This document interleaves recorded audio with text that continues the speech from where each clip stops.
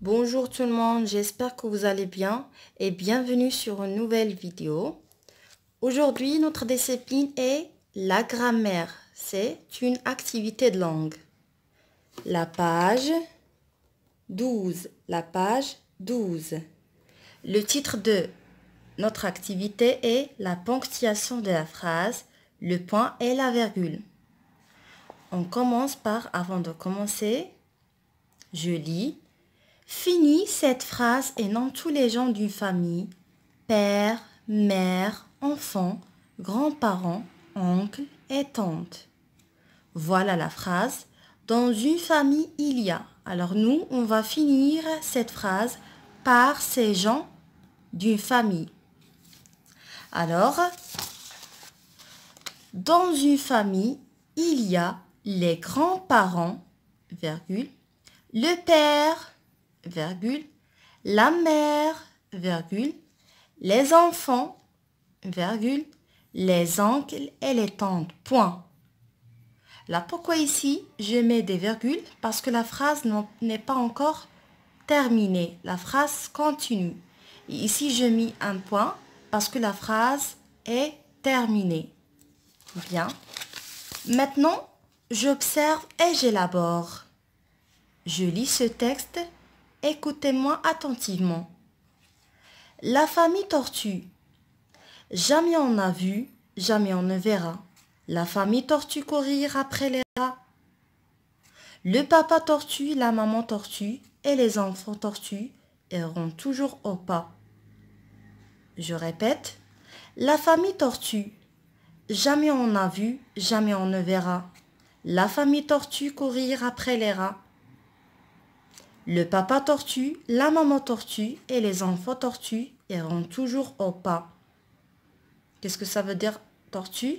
Regardez, ça est une tortue, est un animal, tortue, tortue. Iront toujours au pas, ça veut dire pas, pas, pas, pas, pas. Comme des bébés. Alors, on va essayer de répondre à ces 3 questions d'après ce texte.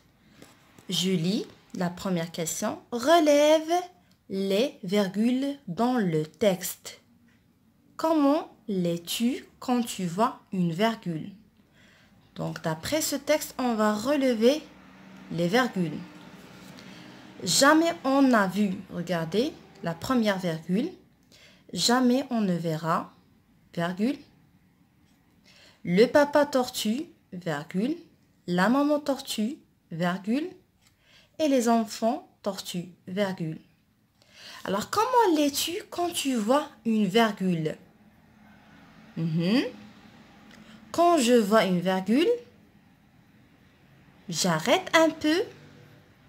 Parfois, je lève aussi un peu la voix. Pourquoi?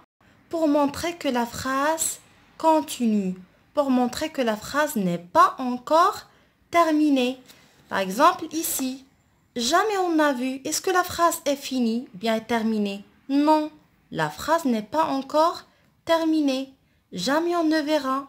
Ici une virgule, la phrase parce que la phrase continue. La phrase n'est pas encore terminée. Alors, j'arrête un peu, mais parfois je lève aussi un peu la voix pour montrer que la phrase n'est pas encore terminée. La phrase continue. Deuxième question. Relève les points dans le texte. Comment l'es-tu quand tu vois un point? Regardez. La famille tortue courir après les rats. Ici, il y a un point. Et la dernière phrase, iront toujours au pas. Il y a un point. Pourquoi ici je mets un point? Parce que la phrase est terminée. La phrase est terminée. Regardez ici. Après le point, le premier mot commence par une majuscule. L majuscule. Alors toujours, si la phrase n'est pas encore terminée ou bien le texte n'est pas encore terminé, le premier mot après le point commence toujours par une majuscule. Commence toujours par une majuscule. Alors, comment l'es-tu quand tu vois un point? Quand je vois un point, j'arrête nettement et je baisse ma voix. Par exemple, écoutez-moi. Jamais on n'a vu, jamais on ne verra la famille tortue courir après les rats. Alors au début, comment je lis? Je lis à haute voix. Mais à la fin de la phrase, je baisse ma voix. Au début, je lève ma voix. Ça veut dire je lis à haute voix. Mais à la fin, je baisse ma voix. Je baisse ma voix ou bien je descends ma voix parce que la phrase est terminée. Et ici, il y a aussi le point parce que le texte est terminé. Dernière question. Peux-tu remplacer les points par les virgules, pardon, par un point? Bien sûr que non. On ne peut pas remplacer un signe par un autre. On ne peut pas remplacer les virgules par des points. Bien. Maintenant, je retiens. Écoutez-moi, je lis, je retiens. On met des virgules entre les mots d'une liste. Par exemple, ici. Entre mots. Bien, par exemple, ici. Entre mot et mot, je mets une virgule. Entre mot, je mets une virgule. Ou bien, entre des groupes de mots dans la phrase. Par exemple, ici. Premier groupe, deuxième groupe. Alors, entre groupe et groupe, je mets une virgule. Quand on lit à haute voix, on s'arrête un peu. Parfois, on lève aussi un peu la voix pour montrer que la phrase continue. Alors, quand je vois une virgule, j'arrête un peu, mais on lève aussi un peu la voix pour montrer que la phrase continue. Le point termine la phrase. Quand on lit à haute voix, on s'arrête nettement. Ça veut dire, je lève pas ma voix et j'arrête. Je continue pas à lire. On s'arrête nettement et on descend la voix. Ça veut dire on baisse la voix. On lit à voix bas. Après un point, le premier mot commence par une majuscule. Regardez comme cette phrase. Ici, il y a un point. Alors après le point, le premier mot commence par une majuscule. Commence par une majuscule. Toujours le premier mot après le point commence par majuscule. Maintenant, on va travailler ensemble cet exercice. Je m'entraîne. Le premier exercice, je lis la consigne, entoure les virgules et les points dans ce texte. Souligne la lettre du premier mot après le point. Je répète. Entoure les virgules et les points dans ce texte. Souligne la lettre du premier mot après le point. Je lis le texte. Pinocchio. Dans un petit village d'Italie, un vieux monsieur Geppetto fabrique des meubles, des objets en bois. Un jour, il fabrique une marionnette de petit garçon. Il l'appelle Pinocchio. Je reprends. Pinocchio. Dans un petit village d'Italie, un vieux monsieur Geppetto fabrique des meubles, des objets en bois.